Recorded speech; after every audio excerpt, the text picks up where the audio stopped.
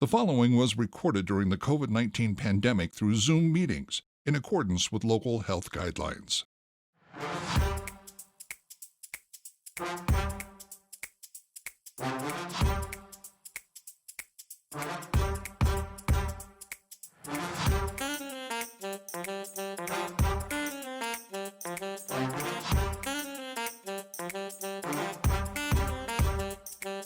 Hi, I'm Mike Maloney, and welcome to another CSRM podcast. Today's episode is hosted by Dr. Greg Linville.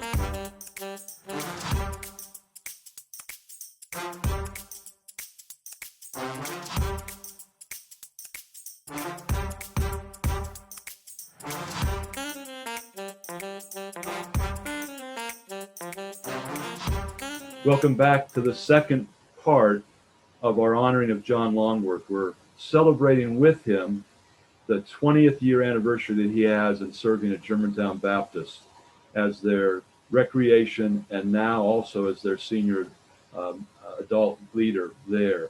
He's been on the staff and he's for all these years, and he's actually been known to even answer the phone. Or are you the voice of the phone system there? Is that all right, John?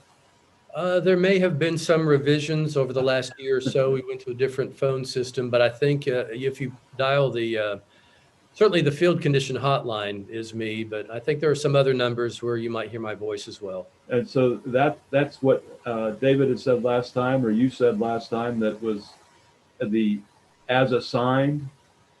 Follow the duty assigned, that's right. We were talking last segment about some of these things that has enabled you to stay on. And you talked about how you needed to be morphing or growing, and speak to that even a little bit more in a specific way. How did you grow? What were some areas that you had to go do some personal or professional growth in that has enabled you to stay there 20 years? That's a great question. I think, we all need to acknowledge that if you're not growing, you're dying. And I told my staff over the years that if we ever get to the point where we rest on our laurels, if we're not always trying to improve, then we're in trouble. And, there's always something that we can do better. And so I've tried to hold myself to that same standard that I hold our entire ministry to. I'm always looking for ways that I can grow. Sometimes it's reading a book. We can probably recommend several good books that have been published through CSRM. But whether it's reading a book, that's experience, or just being willing to talk to others and learn from their mistakes. And to find out what they've been doing well. That's critical. David, that's probably a real key. You and I and our mistakes have really helped him a lot, probably, in that regard. And to that end, I really think that we've got somebody else that's coming on, John, that would probably know about some mistakes that has been made. And Carla, if you're there, we're going to get to you in just a second. But John, what you just talked about in terms of learning from others' mistakes, so key. My daughter one time said, I learned from watching people what they did right, and to do that, I learned from people what they did wrong, and I've learned from that as well. But it's those people that we really can learn from that have done both, but yet have tried to do right most of the time. Carla, are you with us? Here I am. Let's see. Hello. I'm here somewhere. Let me turn my camera around. Hang on a minute. Here we go. I'm new to technology. I only have a computer science degree. Well, Carla, thanks for joining, and we've got obviously John with us, and also David Waddell with us, and we are celebrating John's 20th year, and we were talking about learning from mistakes that others have made. And certainly John has not made any mistakes, at least that we want you to report on. But tell us your relationship with So John. how can I see John? Oh, there he is. Hey, brother. Hey, Carla. What's going on, man? Nothing. Just. So it's just all about you, isn't it? It's all about me. Yeah. All about you. You have to know that when we had staff meetings, when David was here, and then even after he left, we would often, somebody would talk about their ministry and what they were doing. And I would at some point say, that's right, Carla, it's all about you, isn't it? Had to bring that up. Because it was all about me. Yeah. So John, I'm calling you today from a place that I've just got to show you. This is called the Cal Ripken Experience. And I'm going to hold my phone up. This is a baseball stadium in Pigeon Forge at the foothills of Mount LeConte. I was out running errands and I thought, what a better place to honor John Longworth than at a baseball field. I mean, really. And look at this place. It is gorgeous. It's a place that you all should come and visit. It's amazing. Of course, COVID has got it shut down pretty much. But anyway, one of these days when we recover, it'd be a great place for y'all to come and have a little retreat. So, I don't know. I wasn't prepared to talk about mistakes. John and I probably made a few. Well, start with your relationship with John. What's my relationship with John? Come and help honor him. My relationship with John is that I never had a brother, and John is as close as I ever had to having a brother. And I think that the combination of all the things we had in common, John and I have been to more than 100 St. Louis Cardinals games together, and we both loved soccer like crazy and ended up ending our careers as referees. Actually, you haven't ended your career. I saw you out on the ball field on Facebook. Well done, sir. Gained a little bit of an injury and only did about 3 weekends this season. So, well, it's better than I would have done. Let me just tell you. So I've resorted to driving for a living. So that's how lazy I've gotten. But anyway, so John and I just had immediate bond when we met, I think. And I was so thrilled when David shared with me that a fellow soccer fan was going to join our team. And what was that, in 2000? Is that 2000, 20 years ago? Yeah. Man, we're old. We're old. You are. But I remember when I was growing up watching John on WBBJ TV and thinking to myself, one of these days I'm going to be like him. Wait a minute, that can't be right, because he and I are the same age.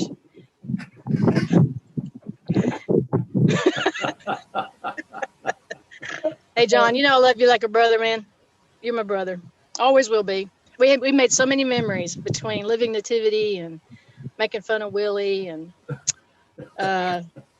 laughing with John Bryant and playing tricks on the girls in the front office and giving them a hard time, and family skate nights. I could go on. I could write a book about all the things we did together. But I just the thing that I remember the most, really, honestly, you mentioned staff meetings and all that. I can remember when I left Germantown, I entered a 12-year career as a healthcare administrator. And here's the thing I remember about that.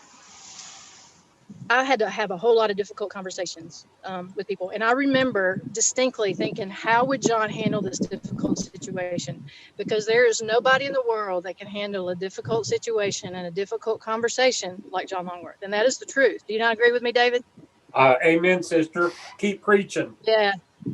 I remember thinking, John would handle this way. This is how I should handle this, because confrontation did not come easy to me. And I say confrontation, as a supervisor, you have to sometimes discipline, sometimes you encourage, sometimes you mentor, sometimes you all the things that supervisors do. But I do remember modeling myself and how I responded to that stuff after John. And that's the truth. Those are very, very honoring words. And Carla, you and I have never met before, but at least that I remember, I have been at Germantown Baptist, but it's been so long, and as it's another evidence of getting old, as David says, I can't remember that I can't remember.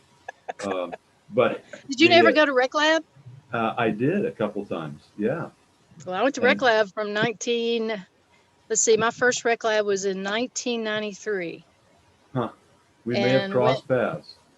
We had to have I crossed was paths. at Lake Yale and Glorietta both. So. Oh yeah, me too. Greg, Me too. Greg, man. she was on staff when we hosted the CSRM summit at Germantown Baptist. Yeah, very good. I was at Ridgeway Baptist before Germantown.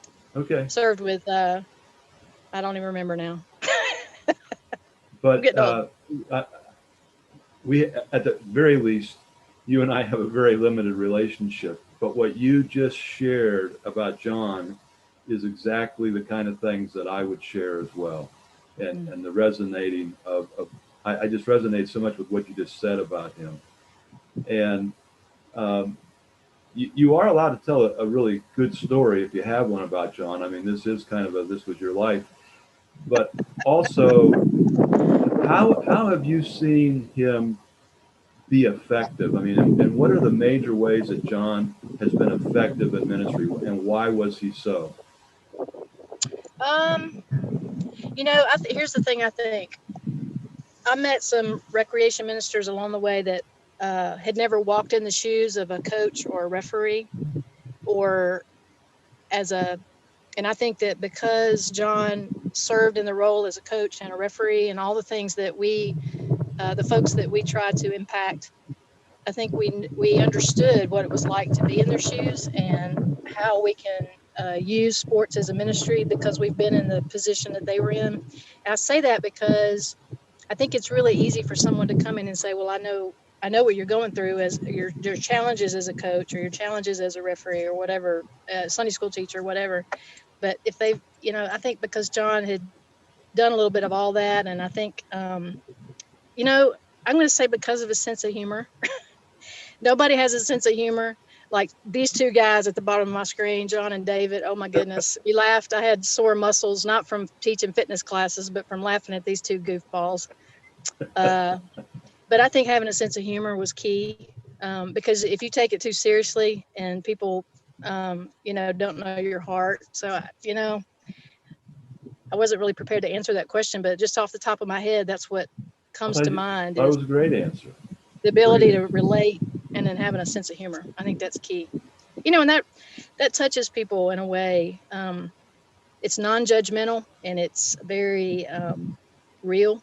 I was going to say authentic. Authentic. Mm-hmm. John may be one of the most authentic people that I've ever been around. Go ahead, John. Thank you. That's kind of you to say, but I was going to say, Carla mentioned this a couple of times, but regardless of what you're doing, but especially in ministry, you ought to enjoy it. It ought to be fun, and we need to look for ways to make it fun. And that's not to say that we don't deal with some incredibly difficult issues and sometimes some very incredibly difficult people. But of all the vocations that anybody can be involved in, ministry should be enjoyable. It's okay to laugh. It's okay to smile and to enjoy what you do. And I think that's been something that's kept me going in a lot of ways through the years. I don't know that I would continue doing this if I didn't enjoy it and if I didn't have fun and didn't like the people that I work with and serve alongside. John, that's something that I think may be lost even sometimes in our sports ministry world, is that we get so competitive and it becomes almost another stressor for us and the people that are involved in our leagues and different things. And there's a saying that we throw around a lot in the sports ministry world, and it's that people are most easily influenced while having fun. And it kind of comes from Plato, who said people are at their learning best when they are enjoying what they're learning. And I think it's really true that this is why sports, rec, and fitness can really attract that person who's so far away from Jesus and the church, because they come in and they see these people, they have fun. I enjoy being here. Uh, John, speak to us a little bit about that in terms of how you try to create that environment and Carla, part of what we're doing is helping the next generation learn how can they last for 20 years in this. And so, John, what do you think? How do you create that atmosphere, that environment? Greg, I'm not even sure I know how to answer that, honestly. I think for me, it's just been being myself. My spiritual gift is sarcasm. And for those of you who may be watching this and saying, that's not a spiritual gift, I know leadership and administration and discernment are there. But if sarcasm were a spiritual gift, I would have it. I think that's helped a little bit. The important thing is to just keep things in perspective. I have children who are grown now, but they both played sports at a pretty competitive level. Club sports, team sports, high school sports, and neither one of them are playing professionally now. And you know the stats better than I do, but I can't quote them right now. But the possibility or the potential of anybody that's playing on a church recreational league right now, playing in the NFL or the NBA or the MLS or any other major sports league is so very infinitesimal. It's not going to happen, or very rarely does.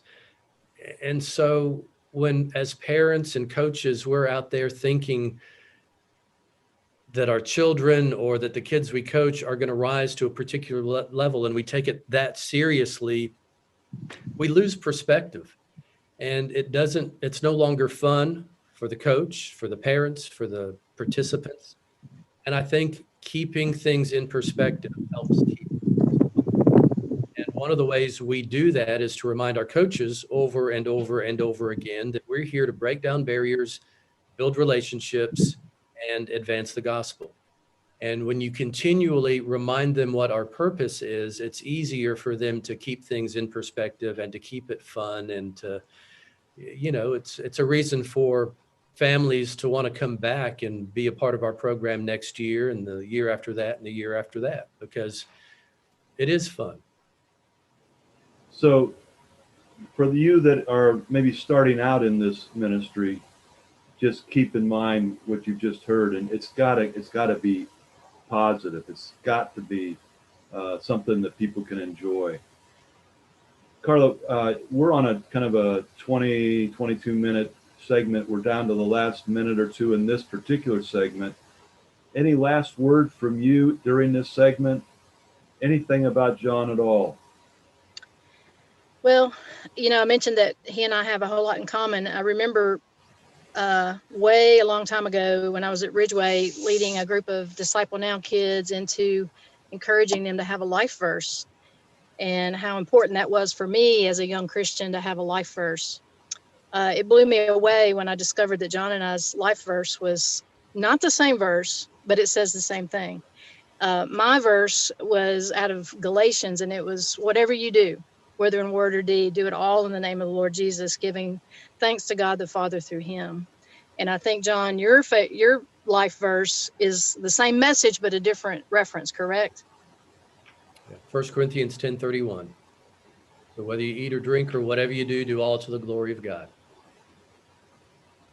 So I think, so much that we have in common, and it just kind of bound us together in so many different ways. But that's such a great message for anybody to, number one, claim a life verse, but number two, live that life verse as John has done, and repetitively in front of me, and I know in front of all the folks he's ministered to over the years, the kids he's coached, the games he's refereed, the families he's counseled, the seniors that he's hugged on and loved on. And, that's even another ironic thing. I moved to East Tennessee and entered a career of senior healthcare, and John became a senior pastor. So I don't know. It's so weird, John. We're the same person. Well, David used to call us the twins, and that's right. But anyway, I guess I'll leave you with that. Our life verses are parallel, and I think they have such a great message. Excellent. David, you look like you just can't hardly wait. I have to say one thing while John and Carla are together. When we were serving together, John has shared this meeting with me that he and Carla got together and said, you know, David is very encouraging, but he's a liar. Well, this is what we would say to one another. David has a tendency to look through rose-colored glasses. He is the eternal optimist, and he can find a positive in any situation. That's true. But he continually, without fail, always told us, he was just so encouraging. And there were times when Carla and I privately would talk about something that David had said, and I would say, you know, I know we're pretty good at what we do, but we can't be as good as David says we are. That's not possible. He was always very, very encouraging, and we appreciate that. But there were probably times where he needed to encourage us in other ways. Well, we'll just agree to disagree right here. we will agree that we're going to come back for a third segment here. We really appreciate whoever's been listening and watching this podcast that we're honoring John Longworth. And John, thanks for being with us, and Carla and Dave. And I hope both of you can stick around for a little bit. We're going to go into the next segment here. So when we come back, we're going to talk more about these kind of things. And also we're going to get into a little bit about how to survive all the different senior pastors that you might serve under. And so join us next time. Thanks for being with us on this one.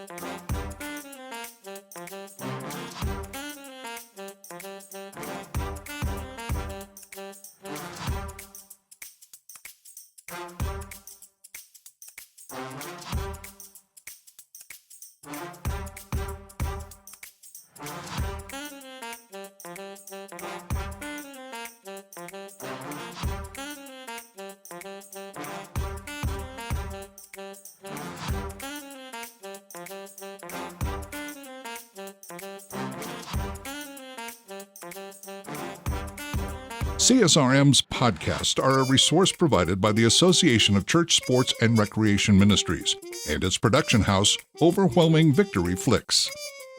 This episode was produced by Dr. Greg Linville and edited by Andrew Fouts. For more information about CSRM, visit csrm.org. For more information about Overwhelming Victory, visit overwhelmingvictory.org. For CSRM Podcasts, I'm Mike Maloney. Have a blessed day.